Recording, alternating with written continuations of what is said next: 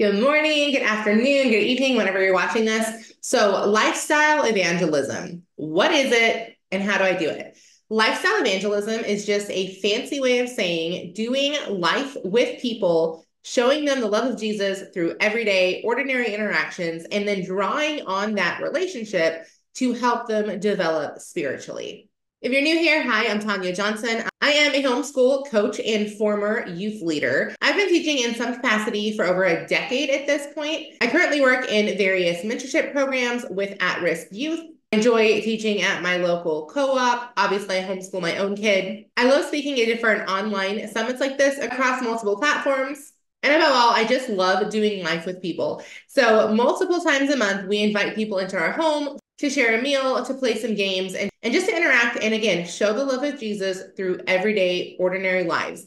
Ministering to people is not something that you have to do confined within the four walls of a church. It should be done, yes, on Sunday, but also Monday through Saturday. When it comes to our youth, and that is our own as well as friends' kids, I believe that the world is fighting super hard for their little hearts, and we need to fight that much harder. So you can get a ton of free resources over on my website. That's going to be linked down in the show notes, which is going to be in the description area if you're watching this on YouTube, linked somewhere above or below on whatever platform you're currently listening to this from. Okay, so as I mentioned, lifestyle evangelism is just doing life with people. It is ministering to people through the ball games that our kids go to, through the birthday parties, through inviting that mom to go grocery shopping with us instead of doing it on our own, to sitting in car line waiting for our kids together versus going in our own separate cars.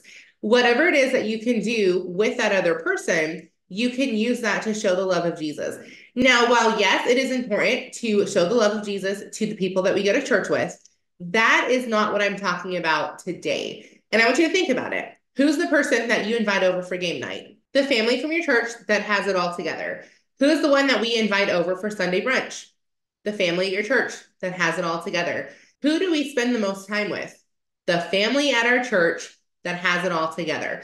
Again, that's amazing. Everybody needs loved on. But what I'm talking about today is getting outside of the box, loving on the people that Jesus brings across your path outside of your church in order to draw them closer to him. The salt cannot season the meat if it never touches the meat. We cannot influence people and win them to Jesus if we don't ever interact with them. I'm going to give you 4 steps of lifestyle evangelism, from just interacting socially to eventually leading them to Jesus. And then also just give you a couple of tips to keep in mind as you're going throughout this journey to avoid burnout. So step 1 is just inviting them over for a meal. So this can be in the form of grabbing pizza, especially if you have a family that has a lot of kids or has several teenagers. It could be in the form of making a homemade meal if that's something that you're good at. Personally, not so much. I do love inviting people over to grill. However, that is something that I've learned to do relatively well. My food's like edible at least. And everybody loves a good meal. So invite them over to eat, and then don't judge them if their standards are different than yours. Now, I'm not saying don't have boundaries. The one big boundary we have in our home is no alcohol whatsoever. So a lot of times when you invite someone over for a barbecue, even if they know that you don't drink, they're going to ask, can I bring my own beer? Because beer and barbecue seem to go hand in hand in a lot of people's minds. Having those hard and set boundaries allow us to convey our standards to other people without shoving it down their throat. No, we'd appreciate if you don't bring alcohol. It's not something we allow in our home, but we're going to have plenty of drinks. Is there something that you guys specifically like? And we'll make sure we have it. So making sure that you address their preference without lowering your own standard. And this is something that if you make lifestyle evangelism a part of your own life, you're going to come across having to set those hard and fast boundaries with people. But I can tell you, I've never had an issue with anybody. When they ask and I politely tell them no, they not only understand, but they're more than happy to comply. Now, step number 2, or the second thing, and a lot of times we do 1 and 2 together, is invite people over for game nights. Game nights are an amazing way to get people to loosen up, laugh a little bit, and just get to know each other a little bit better without that awkward silence trying to make the conversation happen. Now, keep in mind, we are specifically interacting with people that don't already go to church, don't already know Jesus. And again, that's not to say that you can't invite the church family over for games. We do that as well. But when you're inviting people into your home that, again, have a little bit different standards than you have, and you're getting them to do something like a game night, just a fair warning, you may hear some language that you don't typically use in your home. Now, this is where lifestyle evangelism comes into play. We've had this happen multiple times. Never do we shame the person for using that language. Never do we gasp as we hear it. Our daughter is also very well trained in how to handle that situation. You just kind of ignore it and keep going. And I can tell you 2 or 3 times in our house, and a family that uses language that we don't use automatically picks up on the fact that one, we don't judge them, but two, we also don't partake in that language. So just the way that we're interacting through the game and that we keep going and we are using different language as we're upset or happy or losing or winning or whatever is a huge part of lifestyle evangelism, because they're seeing your standards versus you telling them what your standards are. 2 or 3 game nights in, and they aren't using that language anymore either. It's really amazing to see the transformation just out of the respect that they have for your home and for your family without you having to tell them, oh, we don't use that. That doesn't glorify God. Because quite frankly, they probably don't care that it doesn't glorify God, right? They're coming over to your house to play games with you. They're not coming to a church service. If they were super concerned about glorifying God, they would already be in a church service. They would already be a part of the congregation. You wouldn't be inviting them to your home in order to, again, witness to them through your lifestyle. So don't be judgmental. They will pick up on your standards and out of respect will change their language and change certain things when they're at your home. But it does take a couple times, usually. Again, our goal here is not to shove our own standards down other people's throat. It's to let them see Jesus through us versus someone standing up at a pulpit telling them what Jesus wants them to do. Now, 3 is a huge one, and I'm going to be honest with you, it's super inconvenient. So we have 2 resources. We have time and money, and we have a limited amount of one of them, time, right? We can never get any more. Now, money is unlimited. However, most of us have not realized how to tap into the unlimited side. So for us, it is limited, right? Like we have a certain amount every month that we're allowed to use on fill in the blank until we learn how to make more money. Now, that is something that I love teaching people how to do, is how to make money from social media to fund lifestyle evangelism. It's something my husband and I do. It's something we're super passionate about. It's partnering with God, and the more money we make, the more money we give, the more money we use to love on people. So if that is something that you're interested in, it is going to be linked down in the show notes. So it explains exactly how you can make money from social media. This does not involve any kind of like MLM or network marketing or any kind of like scammy little join my team and you can make $1 million by tomorrow type thing. It is just a way to create some digital products, get them out to your audience. You own the company, you own the products, you set the prices. Everything is on your own terms. I have just created a little course on how to do that because I am a teacher and that is what I do. So that is linked down in the show notes if you're wanting to make more money in order to fund some stuff like this. But if you're someone and your family has plenty of money and you just want to use it for this, that's awesome also. Just give you a couple little options there. But number 3 is going to take some of that resource, and that is when you see a need, you fill a need.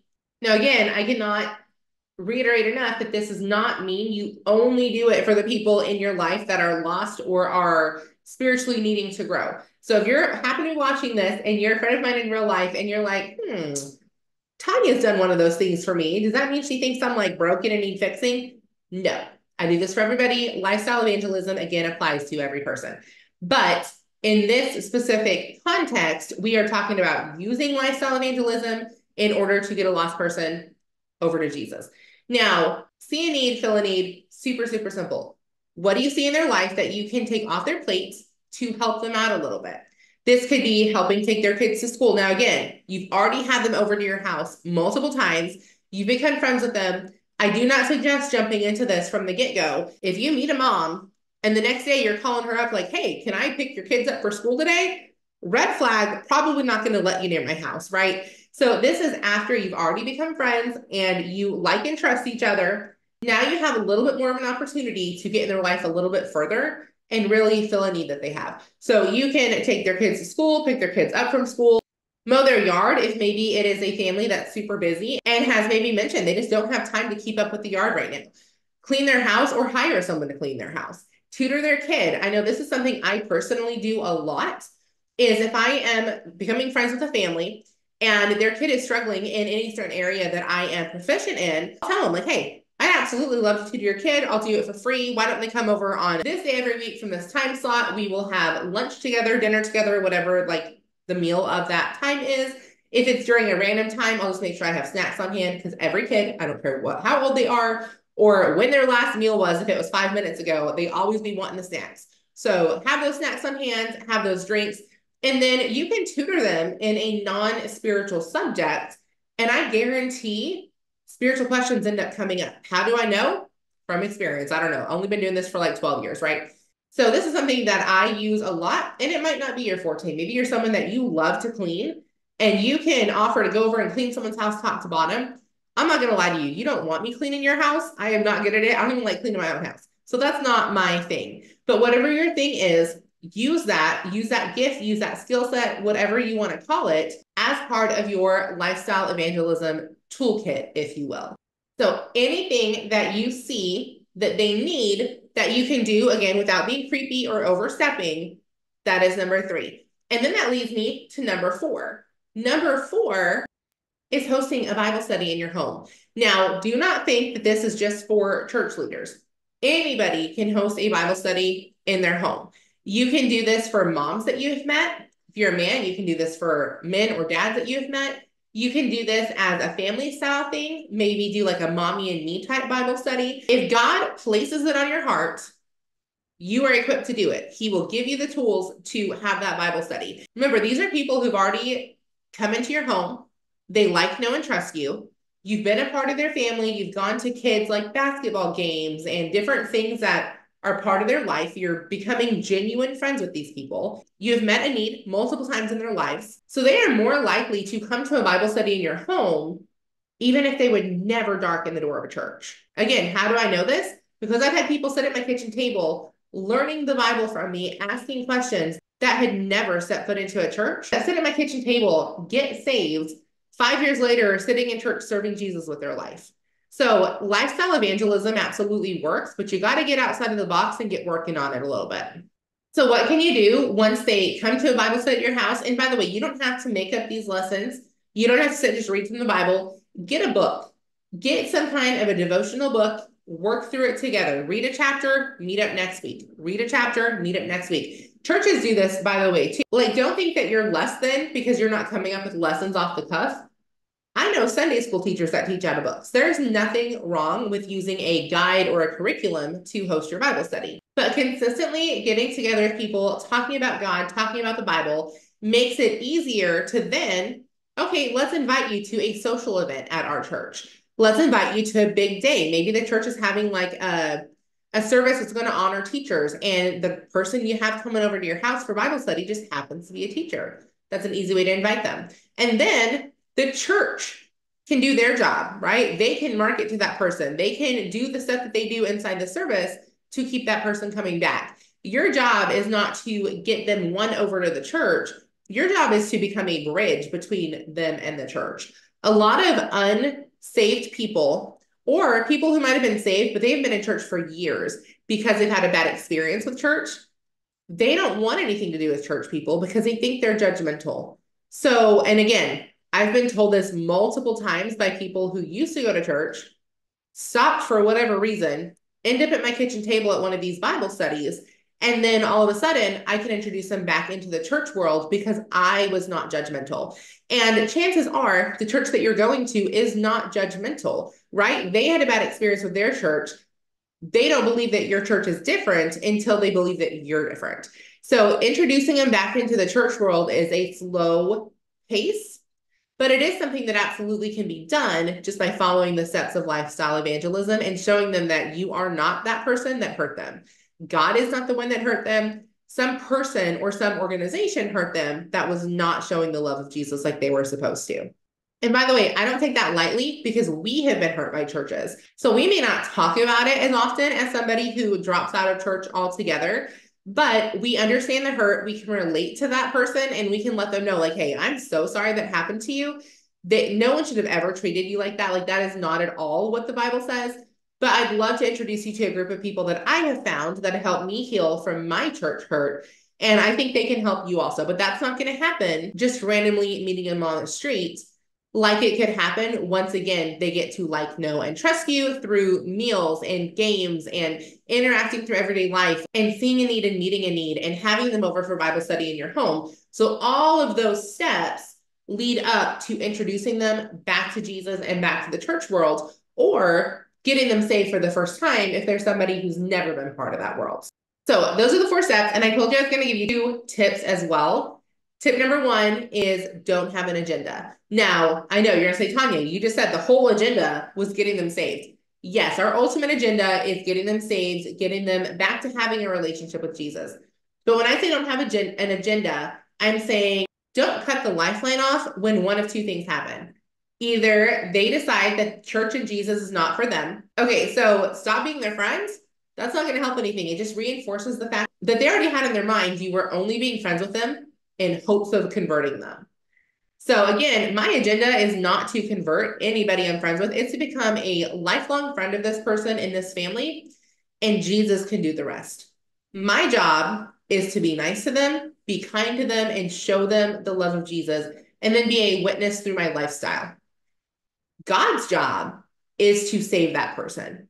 Now, do I hope he uses me to do it? Absolutely. Am I going to cut that person off because it's not happening quick enough? No. They are welcome to sit at my kitchen table and have game night anytime they want to, even if they never want to talk about Jesus with me ever again.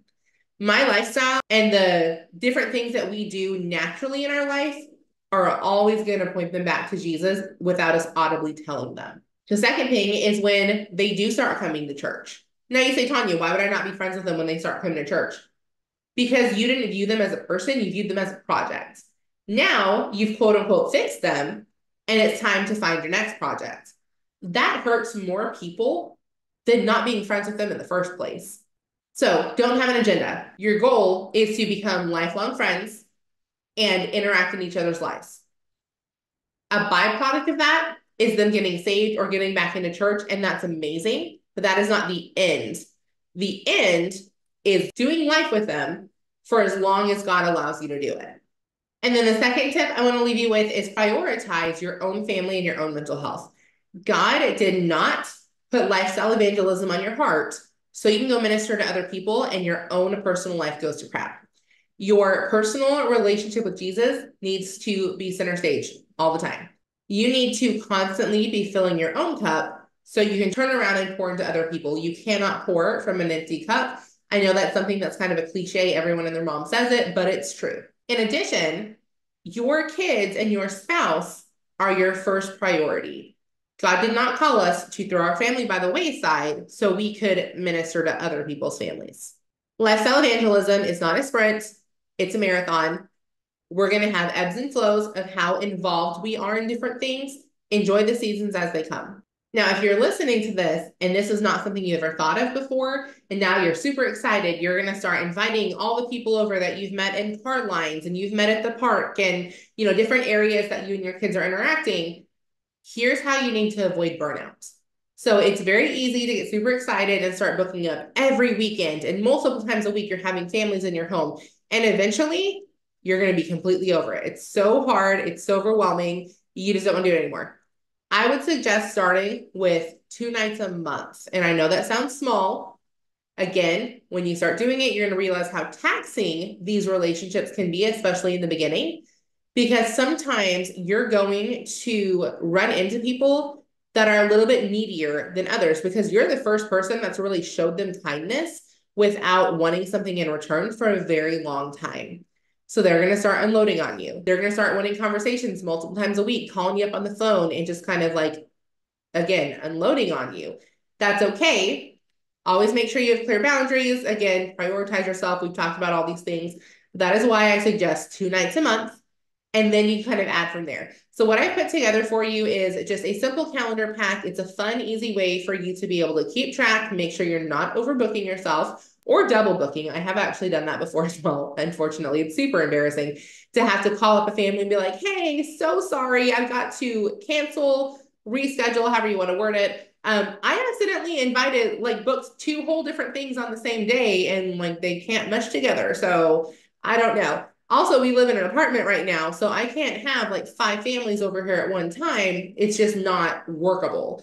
So depending on your living environment, the more people you can have at your house. Right now, we try to keep it to 6 or 7 max. So that's usually 1 large family, a couple small families, or 6 or 7 teens that we have over at a time.